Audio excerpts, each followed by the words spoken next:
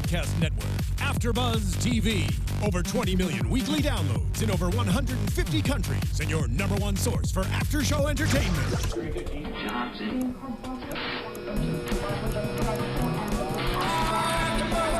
AFTERBUZZ TV, the destination for TV superfans. Producing aftershows for over 300 of your favorite TV shows, interviewing celebrities and showrunners, and bringing you behind-the-scenes exclusives. All thanks to E! Entertainment's Maria Menounos, producer Kevin Undergaro, and internet leader Akamai.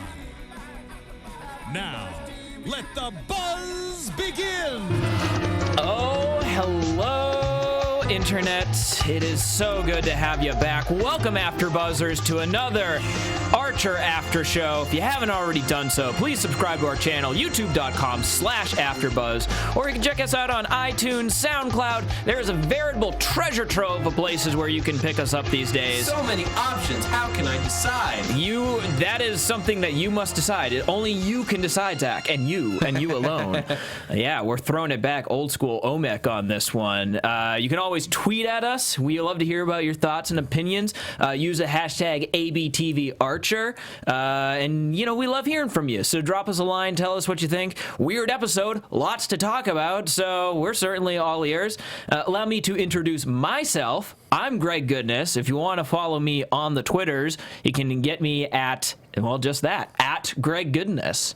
And with me, as always, sometimes always, is... And I'm Zach Wilson. You can follow me on Twitter, tweet at me during the show, after the show, whenever, at that Zach Wilson. Yeah, so let's dive right on in, because interesting episode, super weird. Yeah, that was... I can say...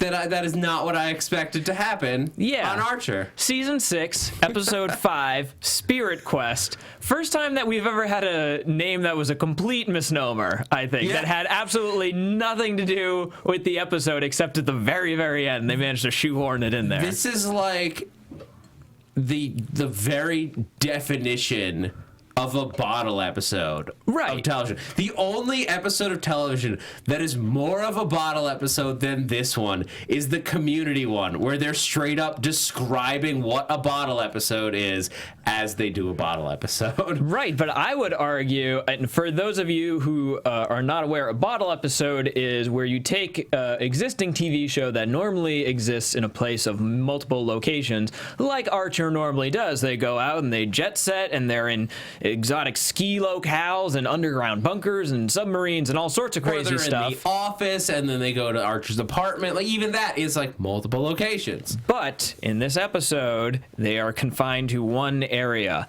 as if in a bottle. Hence the term. Get it? Bottle episode. Get it? Yeah. Wait, guys. So, like, what do you mean? So here's the thing. Normally there are 3 dimensions, but time is actually a flat circle. And if you break that all down, eventually it becomes a bottle episode. Imagine you're on a ship and you're walking down the poop deck or whatever. Oh, God. All right. We've heard enough. We started on poop deck. That your ship is in a bottle. Yeah, that's the basic impression. Did I just get muted? I think that ultimately, though, I did not expect this. We had talked about this, Zach. I don't know if you were on the panel way back when in, I want to say, season 4? I started in season 5. Yeah, back in season 4, they had briefly introduced this ammunition room and this storage room. I remember they had like the dick guy that was guarding that loaned everything out, and we had posited way back when, are they going to do a bottle episode, because they made specific references to this being an impenetrable room that you can neither get in or out of without this guy's master controls. And we thought, like, that's where they're going to do it. They're going to focus in on a bottle episode. Never happened. Instead, we get the random ISIS, I guess we can't call it that anymore, but we get the ISIS office elevator, which... Here's what I'm still trying to figure out. Spoiler alert for everyone who is still working their way through the episode, though I don't know why you would do that at this point. You don't deserve a spoiler alert if you haven't watched Vision Quest yet. Yeah, exactly. I was trying to figure out if at the end of the episode, the fact that it ringed back to Archer's cell phone, that is confirmation that he was the one who set up this elevator getting stuck, correct? I was confused. I'll be honest. I was very confused by this. What happens? They're in the elevator, and the phone doesn't work when you pick it up. When you dial Mallory's phone, it goes to the elevator. Which then says, are you tired of elevators getting stuck? Don't you wish that so-and-so? I think that was some sort of an elaborate prank that they were alluding to, that Archer had set this all up somehow. Okay. And I could be completely wrong on that and he just misreading was like forwarding Mallory's phone. Right. But I can't be the only one that was a little bit confused by this, because if you were confused and I was confused, I'm an idiot. I am a poorly educated, just sloth of a human being when it comes to figuring things out. You're pretty sharp, though. Let's be honest, I do enough shows here at AfterBuzz that, like, picking apart television plot lines that are absolutely insane. Right. It's kind of your thing. Yeah. Well, maybe one of our Almost Human. One of our steadfast viewers, I'm sure, can figure it out, and we would love to hear your opinions, either live tweeting at us or on the live feed, or you can go ahead and just hit us up on Twitter later on, and we'll always discuss it because that's what we love doing. As far as an actual bottle episode structure, though, I thought this was pretty fantastic, because not only did we really not give them anything to work with other than basic, like, coffee and bagel supplies. Whatever they had on them. Yeah. Which was, like, by the standards of this show, not that strange. Yeah, and I think that in a lot of these types of episodes, you see where there's like one outlier in the room. You know, there's a mystery box where we can't open this, or there's some sort of weird... like Krieger's coffee can? Right, but that was not the focus of said bottle episode. This was just one thing that he had on him, right? Yeah, there was nothing driving this thing forward except... they're stuck. Their characters and their relationship to each other. And I think that this was actually a good sort of grounding episode. As weird as this episode was, we literally had Miss Tunt herself going around and explaining everyone's core issues, like who they are at their most damaged, right? Archer's an alcoholic. Lana is in love with lecturing people, and that's an actual addiction for her. Cyril cannot control himself and needs to masturbate at all moments, which we haven't addressed in a while, but I'm glad that we like acknowledged it and brought it back, like that he has a sex addiction. Yeah, that Cyril is a sex addict, that he clearly does not have that under control. So it was fun to get back at that. I thought it was kind of cool, and enough weird references in this episode that kept me happy too. We obviously had the gentleman talking about the elevator. What was the name? I'm looking through my notes right now. You probably have it. Elijah Otis? Yeah, Elijah Otis, who was explained away. They're like, oh yeah, he invented the brakes on an elevator. Fun fact, everybody, and if you're like Cyril and absolutely love elevator and elevator-related history, here's some help. Here's a thing that exists, by the way, just because I need to throw it out there. The elevatormuseum.org. That is an actual elevator museum dedicated to the history of the elevator. It's in New York. So if you're in New York and you want to learn about elevators and the various relationships to museums and what have you, then go check it out. Because that's the thing. Here's Greg Cyril. Yeah, I'm kind of fascinated by elevators. I'm not gonna lie. How do they work? I don't know. Or rather, it's Greg Figgis, my new co-host. Oh God! You know what though? When we were having Cheryl/Carol go around the elevator and call everyone out on their madness, we actually got to dive into something that you have been obsessively focusing on for the past season, ever since we talked to Lucky Yates back last season. I lost it when she brought up the Krieger clone. You're just hoping that nobody here questions the fact that you're probably a Krieger clone. And he gasped. He gasped. That's the closest indication we've had this entire time. The only other time that we've even acknowledged it as like a potential thing was in the season premiere Right. When Krieger gets in and he can't remember Pam's name. Right. Well, last episode, and I talked about this a little during my infamous solo run, Krieger had mentioned that he didn't really recognize Lana's baby either.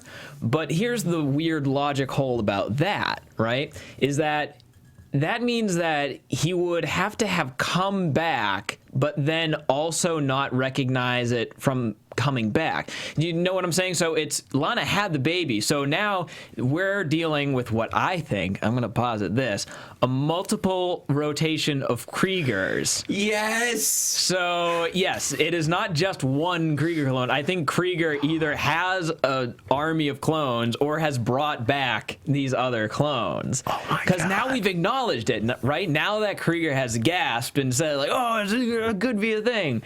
I think that's a distinct possibility. Did I just blow your mind? Did I just leave you speechless? You left me speechless because the potential fun of an army of Kriegers, like it was so. That was one of the highlights of all of Archer Vice. Like Archer Vice was a mixed bag of insane. It was great. It was fun. No, we've discussed this at length. It was a mixed bag of weirdness. But one thing that no matter what is just great was the opportunity for Krieger clones and like having 4 Kriegers in a room is fantastic. Yeah, that was pretty fan. I'm excited. I was equally excited. We've called back to so many things that we cry out for more of. It's like Adam Reed is listening to us. Oh God, I hope he is. But we get more Milton in this episode. Milton, the lone savior of the ice. Milton will save us. And I love that, like, she got the idea when they started talking about R2-D2. Oh yeah. Like, oh my God. Ray, just plug in. You're a cyborg. Plug in with your dick or whatever you use. Yeah. Well, that he was talking about the phone. We should clarify. Yes. But that is. Oh my God. Yeah, that is a reference though to Star Wars. That's R2-D2 has the little thing pop out of his midsection, and it just like interfaces with the wall. Oh my God. And then he like saves them. I mean, that's my alt pitch for the end of this episode. By the way, is that Milton does have that little attachment and manages to open the doors like the trash compactor coming out. How much of Ray was replaced? We know his lower half. Right. He is... What specifics were replaced is what I'm asking. Bazing. I don't know. When we saw Barry in the last episode, he was total robot, essentially. Even though they had talked about, like, oh, yeah, he's part human. Like, after they burned away all that was human, he was total, like, Terminator inside. He was just a Terminator. So we're probably going down that same rabbit hole with Ray, but... So maybe he could interface in that way. He could, possibly, ostensibly. He just doesn't know his own powers yet. That's true. Hey, guys, speaking of interfacing, that's right. Don't do it that way. Yes, we like it, guys. Don't do it that way. We like it when you rate and you comment. Specifically, you can go onto iTunes. You can rate us there. You can comment about what you like, what you don't like. You can subscribe to our after show. Not only that, a host of other fine AfterBuzz TV after shows. There's a veritable treasure trove of them. There's nearly 100 AfterBuzz shows just right now. We're by far the best, clearly. But there are other ones available, other lesser AfterBuzz 99 podcasts. shows a week, over 100 hours of content. Guys, you can find anything you like. 400 shows over time have been covered here at AfterBuzz. Good Lord. And we do it all for free. It's for free. We couldn't do it all without loyal viewers like you. That's the point. Through some crazy algorithm that I will never fully understand. Comments and likes keep the lights on in this place, so we always appreciate when you come in. If you don't do it on iTunes, you can go ahead and do it on YouTube. People have been great on YouTube. Oh my God, like people, it's insane. We think that we're diving into the deep specifics of this show. We are wrong. My God, Captain Awesome 314 specifically, they're way better than the other 313 Captain Awesomes as far as I'm concerned. Called out. We had talked to, or we meaning me, had talked about a little bit how Pam had said, oh, my sister, she's a terrible person and I hate her, Edie. And I was struggling to figure out which specific episode in it. Captain Awesome flies in, yeah, that's Sea Tunt Part 2, where Pam is talking about how awful her sister is. Totally just nailed it, like right on the head. Dude, whenever you think you're an expert at something, go on the internet. Somebody knows it twice as good as you. Oh, we got tons of good stuff. We got Dentia Morton. Danita. There we go. I don't know how to pronounce names. Danita Morton just saying, Barry is looking good. Yes, other Barry, he does. A little bit weird, Danita, considering how his entire body was burned off at the end of the episode. But I don't know. Maybe you like Terminators. That's totally fine. Hey, Barry, you going to write us an iTunes review? Of course, other Barry. That's what I thought, Barry. Baby Tootie 04 asking, how did Barry get out of space? I thought we established that he got down. Katja had the pilot controls, right? She flew him back out of space. But still, a valid question. Something like that, yeah. I get confused sometimes. I'm not entirely sure. I would almost just be like, he parachuted, he jumped, I don't know. Point is, awesome people. We really appreciate when you comment, when you get at us, so do it. We try to get back to you whenever we can. And did we have a little something else? Did you get this guy last week? I don't think I did. JP5149 on iTunes. What does JP have to say? JP5149 says, can't miss if you're an Archer fan. The crew does a great job of laying out what happened each episode and explaining the references that many people do not pick up on. I enjoy the banter every week and interviews when a guest is on the show. Keep it up! Tangent. If you want to send fellow fans down a bit of a rabbit hole... We always do. Yeah, we did. Pretty sure Ken from The Holdout, which is the premiere episode of the season, was inspired by Hiro Onoda. Onoda? I'm terrible at pronouncing Japanese last names, apparently. Type it into Wikipedia, he says. Our fans shall do that, and we shall do that later on when we have more disposable time. I think that's the real-life guy that they found who actually, was marooned and thought World War II didn't end. Right, I'm sure. That did happen, I think. Whatever. You're just, wildly making these accusations. Yep. That's fine. All right, if you talk with authority, people will believe you. That's the magic of podcasting. Great. I'm 100% on board. Something else I liked about this episode, getting back on track here. We got to focus in. Laser focus, laser precision, much like the bottle episode that we just saw. Cyril. We haven't seen him at all this season, except for a brief appearance last episode. Comes in, offers to essentially swoop in and save Lana's day. She has been marooned by Archer, no one to take care of baby AJ while she's out doing her field exercises. Yeah. Cyril sweeps in and says, hey, I'll be the good guy. I'll go ahead and, drive you out there and we'll make it real easy for you.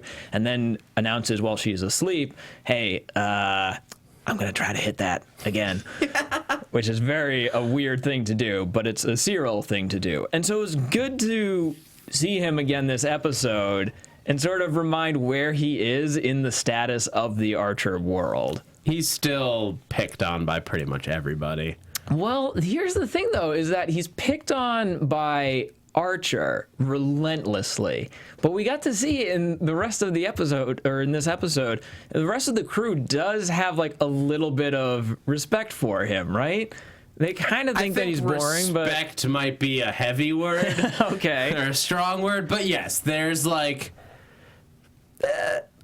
there's a little bit of a I won't give you crap all the time. Yeah, we like your sweater vest. That's totally fine. That's I love on board. that Archer is no, you don't mess with Kashmir. There are rules. There are rules with Kashmir. Even as society breaks down and people are pissing on the floor in elevators, no, there are rules. Kashmir, that's a boundary that cannot be crossed. It was just it was such a random reversal for Archer. Yeah. But I think totally in character too, which is the great part. Perfect. It was the perfect amount of surprising. I was on board with it. And I'm glad to, again, we had talked about it a little bit earlier in the episode. I'm glad that we are sort of reminded that he's a terrible sex addict and how he claims to have it under control. But oh my God, that last shot in the episode, he's just turned around to the wall, hunched over, jerking it like a madman, like a caveman. Just in general, that last scene, let's break it. Let's break it down. Let's break down what happens. They're calling on the elevator phone, and they realize that Archer has, I guess, set this whole thing up. Right. As a way to prank Mallory, probably. I guess. And then she shows up, and in the time that she waits for the elevator, hits the master key to just force it to come down, which is a great touch, by the way, adding in a quarter to the laundromat. But yes, that the doors then swing open, and Archer's suit has disappeared. Right. Lana is choking Archer. Cyril is hunched over in the corner, just going at it on himself. The word touchable is written in blood on the wall, which, by the way, is a reference to the movie The Untouchables. Blood that plays out, essentially, in an elevator. And then what were Carol and Pam doing? Well, Pam was obviously dressless, pantsless, as she is wont to be. And, oh man, I need to see that in a still image, because that could be a desktop screensaver for sure. Yeah, exactly. You do that. I will do that. The point is, being a really, really interesting episode, and something that was totally weird, but also something that I was totally on board with. Quick roundup of all the other references that you might have missed during the show. Red Dawn, when she's making that reference, I think it's pretty clear. Reference to Soviet Russia, continuing that joke train. In Soviet Russia, podcast listens to you. Piss-covered ocelots. Call back to the many instances of ocelots going there. Vision Quest itself, you actually have the IMDb page up on that. It is a 1985 film about a wrestler that I've never seen it, but it's about a wrestler who defies his dad and his coach to achieve some big wrestling title or something, but falls in love with a girl who's a wanderer, a random wanderer who you've already lost me. Picks up the room in his dad's house, and they fall in love. This sounds like insanity. This sounds like total insanity. I need to watch it right away. Insane movies like that would be a great bonding experience. We get to see Pam drinking red beer, which is now the beer of choice that they have, sort of Glen. What is it? You would know. Glen. Oh, the Glen Gooley? Yeah, Glen Gooley whiskey. Or is it Scotch? Glen Gooley Scotch. Yeah. That's what it is. So it's basically Johnny Walker Blue. Drinking a 40. Fun little Easter egg, which I'm not even sure if this was intentional, but if you have the closed captions on the episode, it actually specifies when Pam, you hear that rush of water hit the floor, it actually specifies pee splashing on the ground in the audio caption. That's right, it did do that. Yeah, so in case you couldn't figure it out on your own, that's what that was. Finally, I thought this was a really cool reference. Archer said, "I was lost at sea." He's referencing season, I think it was 3, the time when he got rescued by the 1940s pilot in the Heart of Archness trio. Yeah, and the plane crashes in there. Yeah, and he saves him from a shark, but then also eats all of his food while he's asleep. Yep. Yeah, pretty great. So I thought it was cool. I dug it. I love it. Great episode. Any last thoughts on what you got going here? There were so many great moments in this. The big elevator. Oh my God. The fact that, Cheryl Carroll thinks that big elevator is something to be concerned about is amazing. Krieger, when they're like, so this will be a suicide pact. If you look in the back, Krieger is nodding in agreement to that. An oldie but a goodie. Suicide pact. Yeah. What was my? Oh, and Milton wheeling in the cart of toast. He is just overflowing with toast. Where is he getting this bread? Who is stocking him? How is it? Oh, dude, it has to be like why he's so big, like to be a toaster. He's just full of bread. He's got a bread reserve. His insides are just nothing but bread stocks. He's also a sentient robot that can move around. I would imagine that would require some other moving parts. I mean, like, even a Roomba is pretty substantial, you know? It's got guts in there. I don't know. I don't think there's got to be some other weird thing going on. All right. It's time for the thing that we live for. Creepy theremin music. We got some predictions to make. And now, your AFTERBUZZ TV predictions. We got the flashing lights in here. It's amazing. This is what restarts my heart every week. Every week I die, and then I come back here and I hear the spooky theremin music, and I am reborn. It's amazing. Yeah. So okay. So we're looking at next week. Looks insane. Oh my god. Here's what I'm thinking. I'm thinking we got this like Uber bottle episode because Adam Reed has some absolutely insane thing coming towards the as we go into this season, that because basically bottle episodes in TV are usually because it's just cheaper. And animation is now you don't have to animate cars, you don't have to animate more backgrounds or moving around a lot. It's literally just one background for the entire episode. Oh. So it's a cost saver. That's you think it's a financial thing and not an artistic choice. It could be one or the other. The thing is that they inspire each other. It's by forcing yourself to do a bottle episode because of money, you come up with some crazy stuff like what we got here. And I could be wrong, but it could be that he's okay, if we save money on this one episode, then we can do the crazy explosion car chase insanity that he might have planned as we go forward. I am on board with that. I like that theory for sure. I think, and this is super small, I think that we're going to see that thermos that Krieger was holding leading to something bigger. I think this all ties into his weird is he not a clone storyline, and that somehow translates this is the new Piggly, right? This is the new weird experiment that he's got going on. So I think we're going to see more of that. Oh, Mr. Barely. Mr. Barely. Was barely a thing. Good God. And on that note. Yeah, and on that note, I think that about wraps it up for us here. Again, thanks for tuning in, you guys. If you want to find me on Twitter, I'm at Greg Goodness. You guys can follow me on Twitter at @ThatZachWilson, but also here at AfterBuzz on a whole bunch of shows. Guys, we've got Agent Carter coming back up, or Helix is back. Better Call Saul starts this Sunday and Monday, 2-night premiere. Thank you for tuning in, guys. And if you're in the Los Angeles area or have an exorbitant amount of money and can get to Los Angeles from wherever you are, I have a show with my sketch comedy troupe, It's the Cops. It's at 9 o'clock this Sunday night at IO West on Hollywood Boulevard. February the 8th, Greg Goodness, 2015. Live and in person. Yes, and you can address all complaints to me at that time.